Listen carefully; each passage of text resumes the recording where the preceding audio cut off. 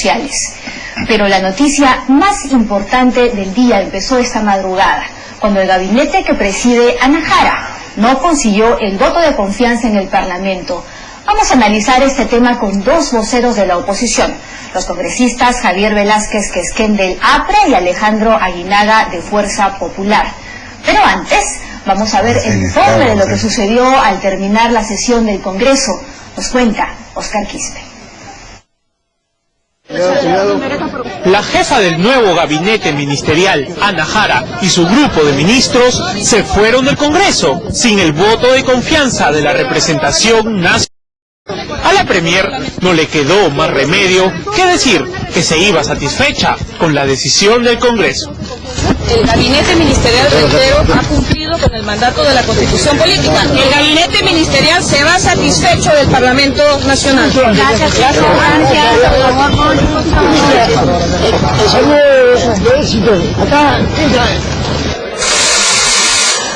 Al haber superado las abstenciones a los votos a favor o en contra de conformidad con el informe de la Comisión de Constitución aprobado por el Pleno en la sesión del 11 de diciembre del 2003, la cuestión de confianza solicitada por la señora Ana Jara Velázquez, presidenta del Consejo de Ministros, queda sin resolver y por lo tanto la consulta se volverá a realizar. Las bancadas de oposición le han dado unos días más al gobierno para que haga cambios en los ministros cuestionados. Estos son Pedro Cateriano, de Defensa, Luis Miguel Castilla, de Economía, y Eleodoro Mayorga, de Energía y Minas.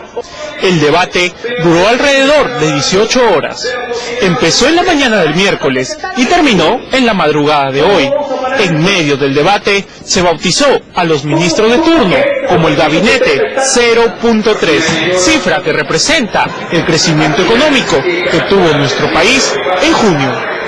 Ante esto, el ministro Castilla intentó las causas del frenazo económico. En el corto plazo, básicamente la caída que ha habido en la inversión privada, donde efectivamente crecíamos a 2 dígitos y hoy en día la inversión privada no está creciendo, responde básicamente a las expectativas que tienen los agentes económicos.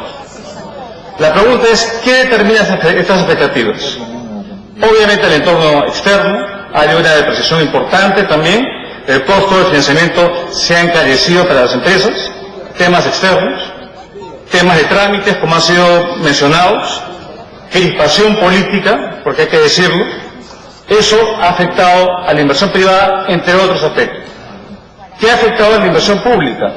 Ya se ha mencionado, problemas de gestión en los 3 niveles de gobierno y un shock no anticipado, estos casos lamentables de corrupción a nivel de los gobiernos regionales que ha paralizado la inversión pública en los niveles de los gobiernos regionales y locales.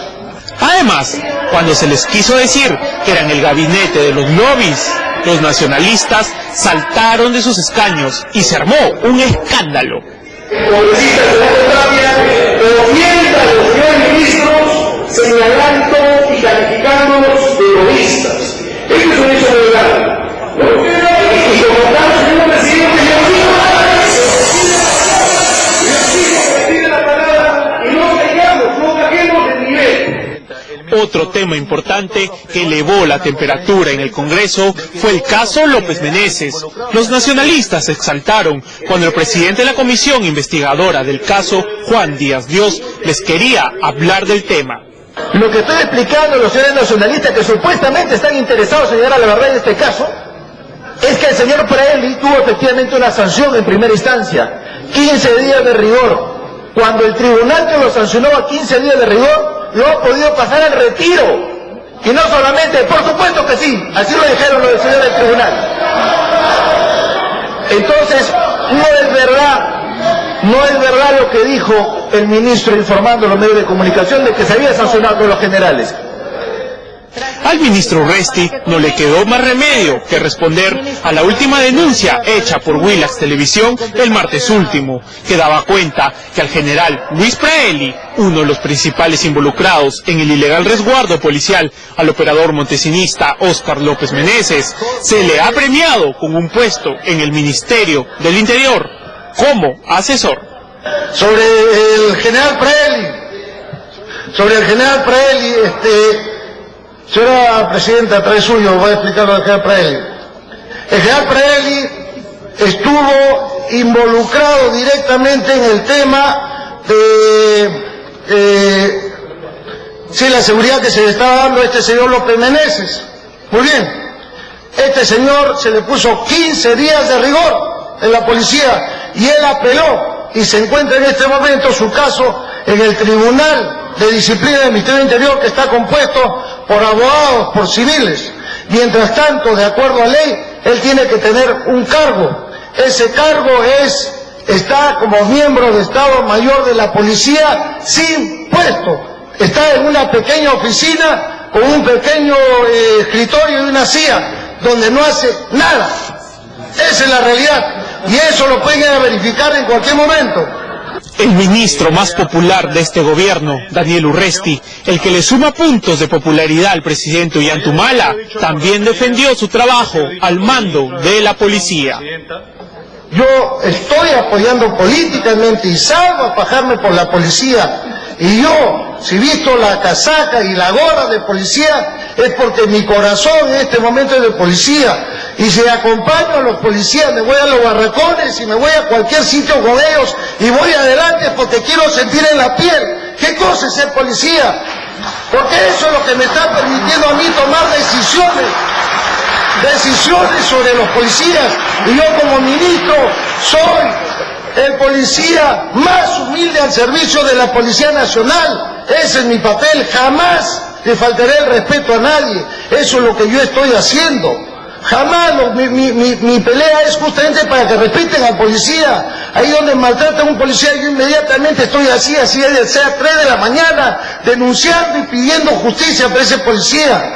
Por eso es que a los policías que les pagaban solamente 29 días en la zona de emergencia, si está en 50, he dispuesto y ordenado y he cambiado las normas, y si me juician más adelante, por eso que sea bienvenido ese juicio, pero se les está pagando ahora, si están 50 días, los 50 días.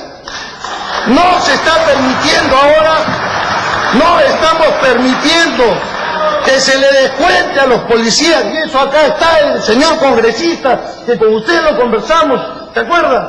En mi oficina, el señor congresista me dijo,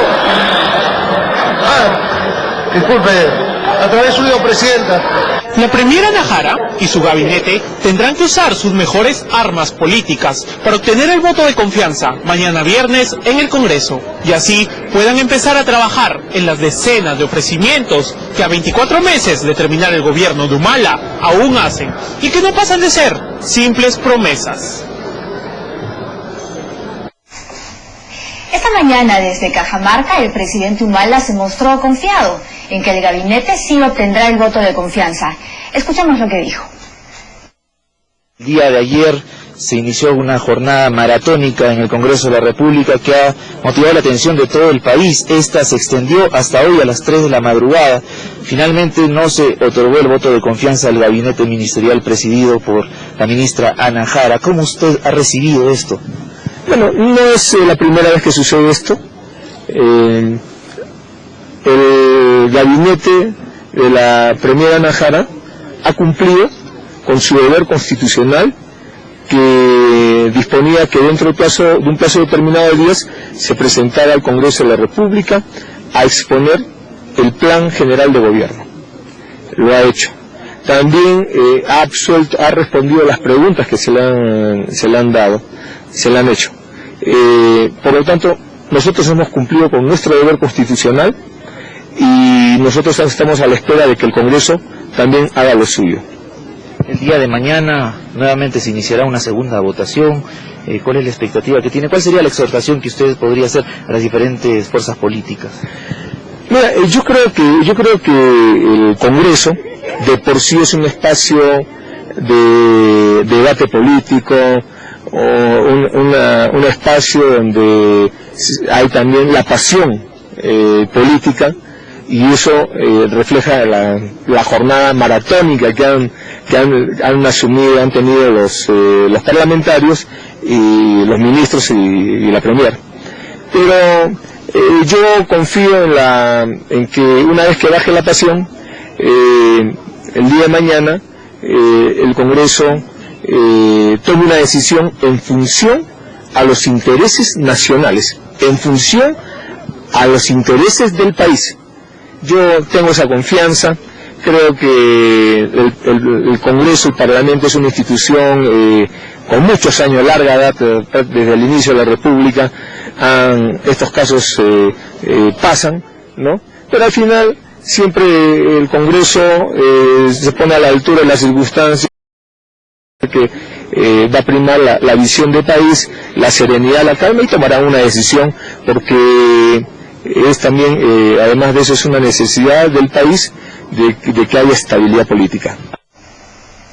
Mañana el Pleno del Congreso se volverá a reunir.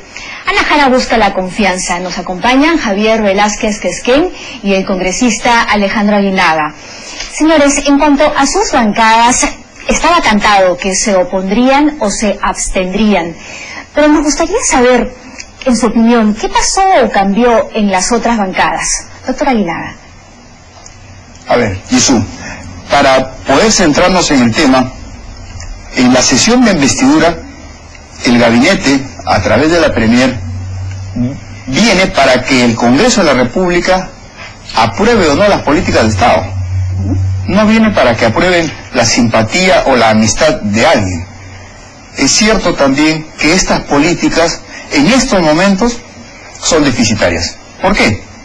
Hay un decrecimiento de la economía, ¿no es así? Y por cada punto que hemos dejado de crecer, en el PBI son 160.000 empleos menos, son 145.000 familias que no ingresan a la clase media. Luego también persiste, por más que haya esfuerzos, sobre todo un poco figuretistas, el ministro del Interior, persiste el problema de la seguridad ciudadana. Siguen matando alcaldes, sigue habiendo sicariaje, asaltos con asesinatos, en fin. Hay serios cuestionamientos a ministros, pero serios de verdad, y no se ha hecho nada. Lo mismo que el Estado pretende pues imponer un aporte a los independientes dentro de los magros ingresos que tienen. También ahí hubiéramos querido saber qué se va a hacer.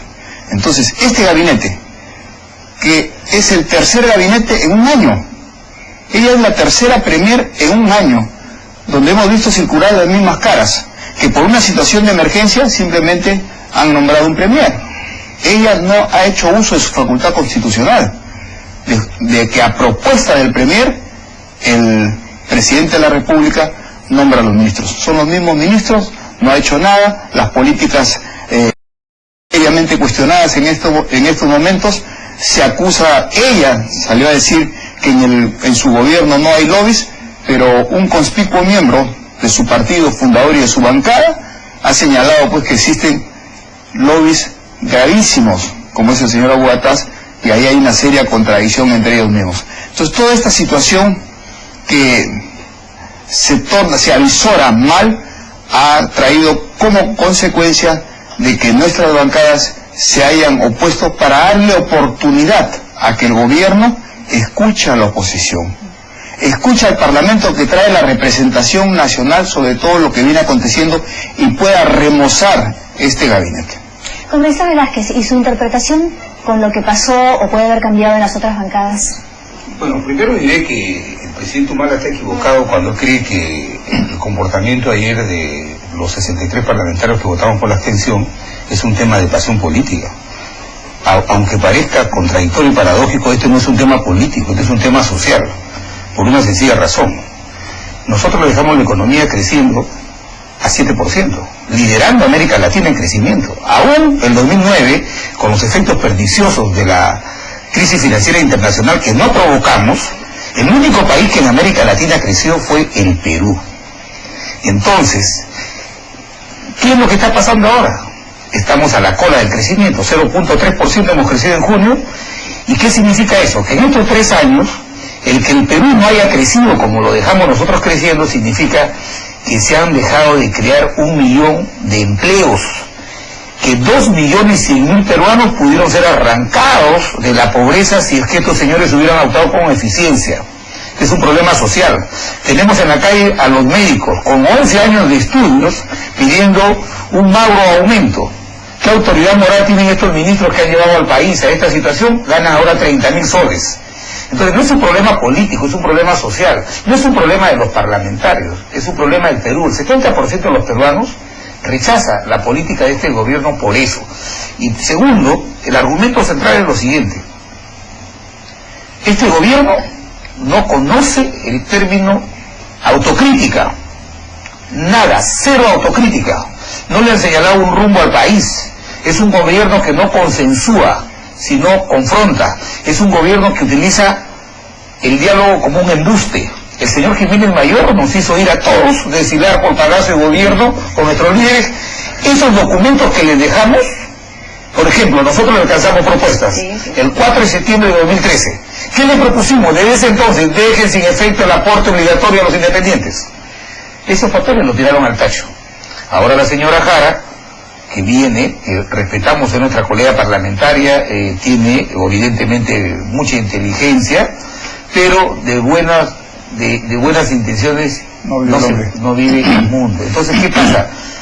Sí, los que somos mandatarios, nosotros no somos mandantes, no estamos en el Parlamento porque hemos llegado, porque somos Javier Velasco, Alejandro Aguinaga, somos mandatarios del pueblo.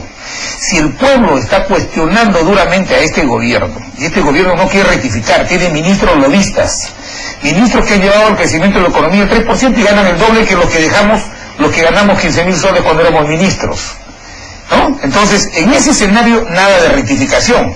Y lo más grave, que ayer la señora Ana Jara se descubrió, pues, no hay que olvidar que hace 5 meses llevaron a un ministro duramente cuestionado como Cornejo, por el caso Helios.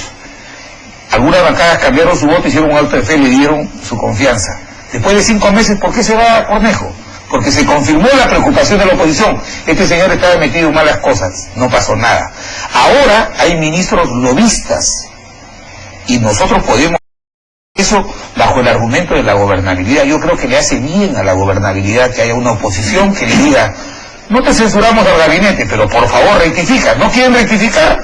Mañana por lo menos nosotros iremos a insistir en la abstención hasta que el gobierno rectifique en beneficio de los peruanos. No es un tema político, no es un tema que va a ganar Fuerza Popular o el APRA, es un tema social. Los peruanos quieren más empleo, los peruanos quieren que reduzcamos la pobreza, y este gobierno ha demostrado que no lo puede hacer, ¿no? Ahora, en la madrugada, cuando el hemiciclo estaba caliente, el congresista Espadados salió a decir que la ministra Jara había pechado al Congreso al combinarlos al votar a favor o en contra y no abstenerse. Así es. ¿Su bancada sintió esto como una provocación congresal? Inmediatamente reaccionamos, porque ahí tendría que haber tenido un poco de muñeca política o de humildad. Solicitar a los colegas congresistas o al Congreso de la República la aprobación de su propuesta política. Pero ¿qué es lo que dijo? De manera imperativa, ¿no? Aquí se vota por el sí o por el no. No queremos ámbar. Los congresistas, constitucionalmente, no tenemos mandato imperativo. Inmediatamente la bancada se puso de pie. Aquí no hay mandato imperativo. Aquí se debaten los temas. Aquí usted no viene a imponer situaciones. Usted escucha al Congreso de la República. Y le reiteramos las situaciones, lo que ha señalado Javier. ¿Cómo no va a llamar la atención del país cuando tienen el ministro de Energía y Minas, que es pues un activo miembro pro Interoil, porque el estudio en el que él trabaja ha estado por la empresa esta petrolera Interoil? En el mes de enero, la OEFA le pone una multa de 5 millones de soles a Interoil. El secretario técnico de la OEFA anulan la multa, y ese secretario técnico, cuando él es nombrado ministro el 26 de marzo, pasa a ser secretario general del Ministerio de Energía y Minas. El Perú va a un arbitraje con Interoil. Yo pedí el honorario de los abogados que defendieron a Perú en este arbitraje. Costaron $300.000. Perú gana el arbitraje. El ministro entra y el 1 de abril, a los 5 días, saca una resolución donde le prolonga el contrato a Interoil. O sea, ¿para qué fuimos a un arbitraje? Esos son señales negativas, no solamente de lobby, sino de acción dolosa, que no puede marcar justamente la conducción que requiere un sector. La conducción que requiere un sector, llámese el que se llame, en este caso Energía y Minas, tiene que ser pues pro país, tiene que haber estabilidad jurídica. Ahí está demostrando una tremenda inestabilidad. Entonces, por eso es que los inversores se abstienen, tienen dudas en estos momentos, y la inversión privada ha caído enormemente porque no hay, pues, lo que señalo, las condiciones. Se ha perdido el atractivo del país y no estamos, pues, creciendo en el ritmo que hemos venido creciendo 20 años. Desde la Constitución de 1993, cuyo capítulo económico ha permitido todos estos cambios en el país no ha dejado de crecer. Entonces ahora es bueno que se dé una mirada a esta situación y que se hagan los correctivos adecuados. Eso lo pide el país. Congresista Velázquez, se supone que Gana Perú cambió la segunda votación para mañana para buscar un cambio en el sentido del voto. ¿A esta hora tiene usted alguna información de algún acercamiento a algún partido? Ninguna. Y segundo, te digo que con el respeto que merece la primera ministra, se sacó ayer la careta. Quiso decirnos, quiso emplazar, no a los parlamentarios, ¿no?, porque nosotros representamos al pueblo, quiso emplazarnos a decir voten sí o no, cuando, como lo ha dicho Alejandro, nosotros le gritamos, no estamos sujetos a mandato imperativo, y un parlamentario puede votar blanco, ámbar, rojo, y hasta puede salir y no votar. Y no va a venir una funcionaria designada por la primera dama a decirnos lo que tenemos que hacer. Y segundo, el contexto. No hay que olvidar que este gabinete se forma al influjo de la consolidación del poder de una persona que no ha sido elegida por el pueblo. Por eso tenemos que estar alertas. La señora Heredia ha puesto a la señora Ana Jara como primer ministro y ha puesto a la señora Ana Solórzano como presidente del Congreso. Entonces, ese aire autoritario que tiene, ese tufo autoritario que tiene el gobierno, lo quiere expresar y lo quiere replicar. Están generando una provocación mañana. O sea, el presidente dice, está en manos del Parlamento. Claro que está en manos de nosotros. Y nosotros tenemos que interpretar no al señor Humala ni a sus ministros loristas, tenemos que interpretar el sentimiento del pueblo. Los médicos están en la calle por 100 soles, no les quieren dar, pero hay ministros que se han aumentado $6.000. Como dice Alejandro, hay un ministro al que le hemos ganado, a su empresa le hemos ganado el juicio, y ahora resulta que nos hemos tirado para atrás y lo hemos puesto de ministro, lo hemos premiado de ministro al abogado que perdió el juicio ante nosotros. Entonces, que no nos vengan a nosotros a hablar de banderas de reivindicación, de la institucionalidad. Yo creo, ayer le dije a Castilla, el jueves pasado él estuvo en un evento de empresarios privados y tuvo la honestidad de pedirle disculpas. Dijo, les pido disculpas porque nos retrasamos en aplicar las medidas reactivadoras. ¿Tú crees que ha habido ese acto de confusión por parte del gobierno? No. Entonces siguen disfrutando, cosechando una fruta que no la sembraron ellos. Nosotros le dejamos el país en buenas condiciones. ¿Qué le van a dejar al país en 2011 si nosotros, la oposición, bajo estas bravuconadas autoritarias, nosotros le agachamos la cabeza? Desaceleración de la economía, más pobreza, desempleo.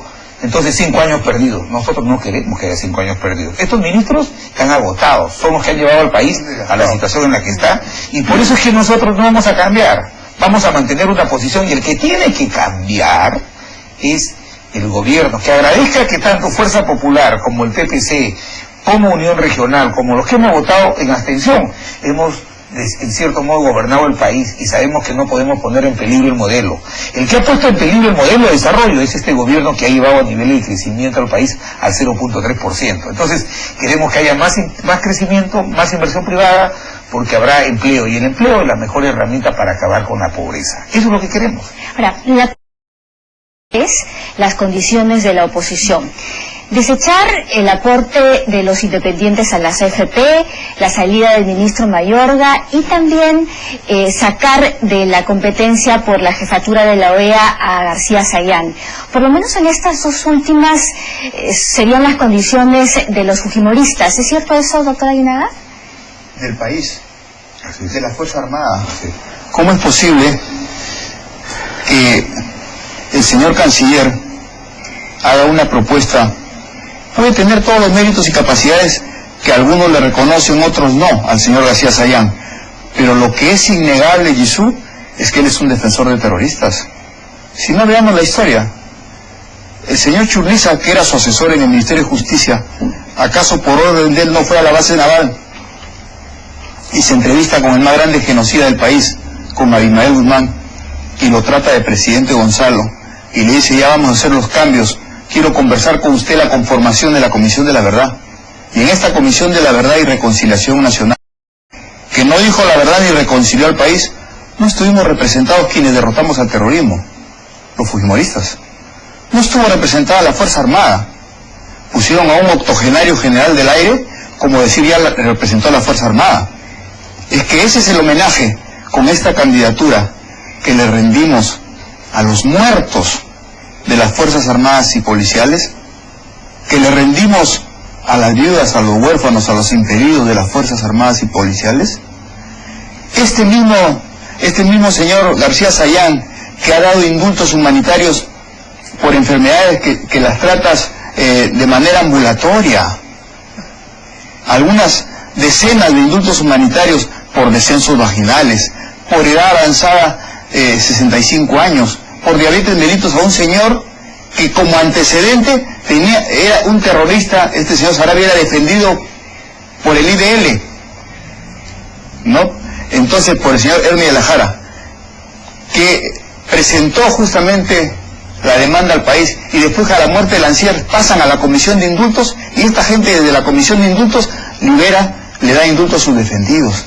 ¿Hay inmoralidad más grande para el país? ¿Hay afrenta más grande para el país? ¿O el pago de millonarias indemnizaciones a los terroristas? Si a los terroristas, con el accionar de este señor, le han ganado la guerra al Perú en los tribunales internacionales. Lo hemos puesto al Perú de rodillas ante los órganos jurisdiccionales internacionales.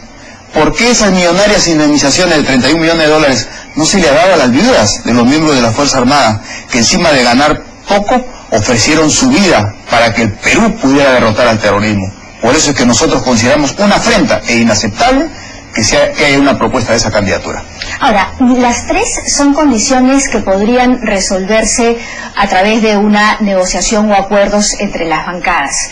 Pero ¿qué hay de los planes para reactivar la inversión privada y para frenar la desaceleración económica? Nosotros primero no estamos hablando de condiciones, ¿eh? Porque a nosotros no nos eligieron para gobernar, a nosotros nos eligieron para hacer una oposición constructiva, y tenemos experiencia en el gobierno y hacer señalamientos para que corrijan, que quede muy en claro. Eso no implica que las negociaciones puedan partir, como en el caso, por ejemplo, de una democracia incuestionable como es la americana, donde, por ejemplo, el presidente Obama quiso aumentar el presupuesto para poder cubrir el déficit que había con relación al sistema financiero, y tuvo que transar con los republicanos para la aprobación del presupuesto. O sea, esto se da en todas las democracias. Lo que yo sí creo es que para mí es fatal para la democracia que este gobierno, que nos ha llevado a la situación que está en todos los indicadores, ha recrudecido la anemia, la desnutrición crónica infantil por primera vez recrudece en el sector rural. Entonces, el ministro ha reconocido, lo que usted acaba de decir, ha reconocido que ha caído la inversión privada. ¿Por qué? Dice, por crispación política. ¿Quién ha generado la crispación política? ¿Quién ha cambiado 6 gabinetes en 3 años? ¿Quién tiene ministros lobistas? ¿Quién le da protección y le da al señor López Meneses? ¿La oposición? Entonces, si ellos creen que a nosotros nos van a amedrentar con un cachacazo, o creen que nos pueden decir, vamos a cerrar el Parlamento y nos vamos a asustar, no. Este es el aporte de la oposición principista. Nosotros no estamos queriendo que nos llamen para que un ministerio, un puestito, un cargo de trabajo, no. Lo que nosotros hacemos es interpretar el malestar que hay en el país. El 70% de los peruanos reprueba a este gobierno. Y este gobierno porque es autista, porque es gobernado por 2 personas. Una de ellas que no ha sido elegida por el Perú. Y segundo, es una de ellas que groseramente manipula los poderes públicos. Ella hizo que ayer la señora Ana Jara tuviera este despropósito de querer pechar a su propia institución al quererla obligar en el sentido que ella quiere. Mañana habrá un debate y mañana demostraremos que esto es saludable para la democracia. En España, Zapatero tuvo que adelantar su periodo de 4 años, tuvo que renunciar, y el Parlamento resolvió esa crisis. ¿Para qué? Para salvarlo de la bancarrota a España. Entonces, ¿qué debemos hacer nosotros? La oposición, ser comparsa. Mañana ya será el crecimiento ya no será 0.3, sino será, entremos en recesión y seguimos mirando. Para eso nos eligieron, para cuidar el asiento, el gurú. No. Entonces, este gobierno no tiene ningún nivel de autocrítica. ¿Qué esperamos? Que haya un nivel de autocrítica, de compromiso con el Perú, no con los parlamentarios, con el Perú, que nos digan, mira, de esta manera vamos a impulsar el crecimiento, vamos a generar confianza en el país para que las inversiones vuelvan a tener la velocidad que había antes, y que podamos generar crecimiento y prosperidad en los peruanos. No estamos ahí por tema de que queremos hacer que se caiga el gobierno. El presidente, en la década de los 90, si hay algo que dejó el presidente Fujimori fue este tipo de modelo. Y poco a poco, no por el fujimorismo, ni de Toledo, ni de APRA, los peruanos hemos llevado al país a donde está. Hoy día ser respetado en el mundo. ¿Qué está haciendo este gobierno? Lo está llevando en retroceso. ¿Qué nos van a dejar? Pobreza, recrudecimiento del desempleo. Eso no lo vamos a apoyar, no. Mañana mantendremos una posición de exhortación. Oiga, corrijan. Ayer han presentado un discurso que todo está bien.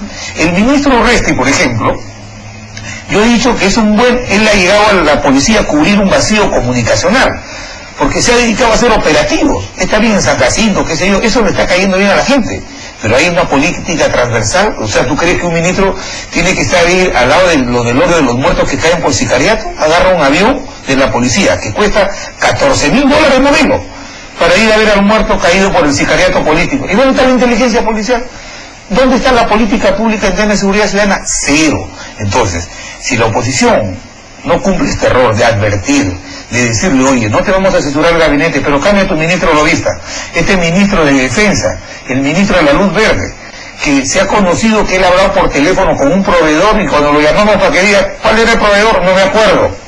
Que ha hecho compras a dedo de aviones, del satélite, que no vale para nada. ¿Y esto lo vamos a apoyar nosotros? No. Entonces, nosotros no ponemos condiciones partidarias ni de bancada.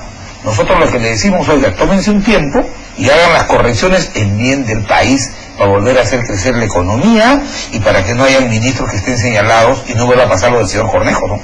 Ahora, Javier Bedoya ha planteado también la renuncia del ministro Castilla. ¿Creen ustedes que el PPC llevará este pedido como condición para el voto de confianza?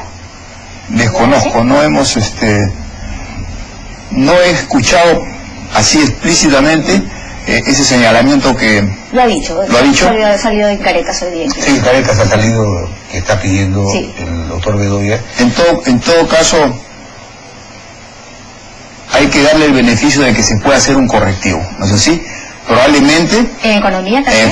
Ya está cansado, porque si bien es cierto que la macroeconomía se ha seguido, pero ahora vemos que las señales no son claras y hay desaceleración. Y no hay, como reitero, un estímulo a la inversión privada. Prácticamente hay una serie de obstáculos e inestabilidad jurídica que causa temor en los inversionistas. El gran problema, no hay inversión privada. Se pretende hacer inversión pública, pero la inversión pública es un dinero que ahí se termina y no genera más. Entonces, si vamos a tener inversión pública, también tenemos que crecer, porque si no dilapidamos los recursos. Y ahí, como reitero, hay que hacer correctivos. Nosotros ejercemos el control político como Congreso de la República, ejercemos la fiscalización como Congreso de la República, corresponde llevar adelante las políticas del Estado al Poder Ejecutivo. Ahora, ¿mañana se debe abrir un nuevo debate o se debe ir de frente a la votación? No. El artículo 130 de la Constitución establece que la Presidenta del Consejo de Ministros, dentro de los 30 días posteriores a su juramentación, expone y debate la política general del gobierno.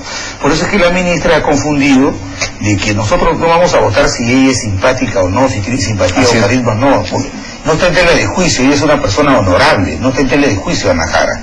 Aquí lo que nosotros estamos enjuiciando es la política general del gobierno, no lo que dijo el presidente Humala el 28 de julio, no, la política general. Oiga, nosotros cuando nos fuimos en 2011, el crecimiento de la economía era 7%, por eso éramos líderes en América Latina. Y ahora estamos en el 7º lugar, inclusive está de Panamá, de Colombia, ¿no? Entonces, ha recrudecido la desnutrición crónica infantil en el campo. Oiga, hagan los correctivos, pero si ellos van y nos dicen, no, todo está bien, nuestro equipo ministerial está muy bien, ustedes son los equivocados. No, nosotros no somos los equivocados. Entonces, ¿cree el 70% de los peruanos que se aprueba este gobierno están equivocados? Entonces, tiene que haber un debate, tiene que haber una razón. Y además, los que van a cambiar su voto, tienen que darle una razón al país. Por lo menos nosotros vamos a mantener nuestra votación. Pero si hubiera un ánimo de decir, oiga, de verdad que hemos cometido un error, o hacemos una autocrítica, vamos a mejorar en tales cosas, no. Ustedes van y voten. No es un cuartel, el Parlamento no es un cuartel, Y no vamos a permitir que mañana vaya la primera ministra como en la madrugada quiso echar al Parlamento Nacional, porque va a tener una respuesta categórica de nosotros en defensa de la institucionalidad democrática. Y eso es fundamental para afirmar las instituciones políticas como soporte del desarrollo y el crecimiento que vive el país, ¿no? ¿Qué pasa si mañana se repite el mismo resultado de una mayoría de abstenciones? Se seguirá reuniendo el Parlamento hasta que se pueda lograr o el no o el sí a la aprobación de las políticas de Estado. Y complementando lo que dice Javier, las señales de inestabilidad que se dan, es decir, la falta de institucionalidad son bien serias. Mira, traen al presidente regional de San Martín, ¿no es cierto?, al ministro Villanueva, lo traen como primer ministro, él señala que va a hacer algunos cambios, todos los ministros corrían ante la primera dama a preguntarles, ¿a mí me van a cambiar? ¿A mí me van a cambiar? Entonces, ¿qué pasó? No lo dejaron ni actuar a ese hombre, que hizo una buena presentación en el Congreso, ganó mucha simpatía, pero como pidió cambios y eran ministros que él iba a poner de acuerdo a su mandato constitucional, terminaron sacándolo. Y ahí entró a hacer el parche, seriamente cuestionado el ministro Cornejo por el caso de Helios, sale Cornejo y ahora entra la ministra Jara, también como un apéndice de una situación que se repite y que es iterativa, porque son las mismas caras que conllevamos debates intensos, prolongados de 15 horas con las mismas políticas que están completamente desgastadas y que profundizan las dudas. Ahora, ¿creen ustedes posible mañana un voto mayoritario en contra que lleve a la renuncia del gabinete Jara? Yo creo que mañana, si a igual razón, a igual derecho, si mañana el gobierno tiene esa posición, por lo menos creo yo que en coherencia a los 63 que hemos votado por la abstención, votaremos en ese sentido y le diremos al gobierno, no, al señor Humala, dos cosas. Primero, que no es un tema de pasión política, ya te dije que es un tema social. Médicos en las calles pidiendo un aumento, ministros ganando 30.000 soles, el decrecimiento en la economía generando pobreza. Entonces es un tema social y nosotros estamos ahí para eso. Entonces, si mañana el presidente ha dicho, el Parlamento tiene en sus manos la solución, no, ellos la tienen, ellos tienen que resolver la huelga médica, ellos tienen que decirnos al país cómo es que van a volver a hacer que la economía crezca a los niveles que nosotros le entregamos en 2011. Entonces, en sus manos de ellos está. Nosotros no tenemos ministros loristas, ellos tienen ministros loristas. Entonces, está en manos del gobierno rectificar. Creo que es absolutamente sano y democrático que alguien diga, sí, en efecto, vamos a corregir. Pero decir no, los que tienen la culpa, los que quieren generar inestabilidad política en la oposición, de verdad que ese es un argumento que los peruanos no le creen al señor Humala. Ahora, en el caso hipotético de un voto mayoritario en contra, ¿qué tipo de gabinete sería una salida a la crisis? Bueno, mire, nosotros no somos quienes, repito, para decir al presidente quién debe presidir su gabinete. Nosotros lo que creemos, como lo ha dicho Alejandro, por ejemplo, cuando el PPC plantea legítimamente el cambio del ministro de Economía, no es porque están contra Miguel Castilla, sino que es una gestión ya votada, pues. O sea, si la economía está en 0.3%, que en estos 3 años se ha desacelerado, se ha sido tarde la reacción, entonces ahí se hace un cambio, se hace para reimpulsar entonces el crecimiento de la economía. Entonces tampoco no pueden haber ministros que tengan estabilidad laboral. Así es. Entonces, mira el ministro de Defensa, porque tiene un padrino, que es el escritor, hace compras a dedo, pasa por ya me dieron luz verde para comprar ahora con el proveedor y no se acuerda, ha comprado un satélite que en 4 años no va a servir por 500 millones de soles a dedo. Entonces, ¿por qué? Porque tiene padrino, no, por favor. Entonces, si este no va a ser el rol de la oposición constructiva, entonces ¿para qué estamos nosotros ahí? ¿Para hacer comparsa? ¿Para ser de la bancada nadinista? No, para eso no nos ha elegido el pueblo, y yo creo que el gobierno debería darse por agradecido que al frente tiene bancada de oposición que hemos gobernado el país y que nunca plantearemos algo que ponga en peligro el modelo de crecimiento por el cual todos los peruanos apuestan. Eso nunca lo pondremos en peligro, pero lo que sí haremos es señalamiento para que corrijan. Nosotros le entregamos un país en unas condiciones y ahora nos van a entregar un país desacelerado, con desconfianza internacional. Por favor, tenemos que evitarlo, y para eso, mañana, si ellos no cambian, será nuestra posición, y que se tomen el tiempo suficiente para que hagan las correcciones necesarias, ¿no? Señores, ¿y les preocupa la posibilidad del rechazo a 2 gabinetes y que el presidente tenga la posibilidad o la opción de cerrar el Congreso y convocar a uno nuevo? Bueno, son las facultades constitucionales, pero el Congreso da pues las señales claras al país. Aquí no es el temor a que cierren o no cierren el Congreso. Aquí es una situación principista. Yo creo que los principios no se abdican ni se canjean. Hay que señalarlos.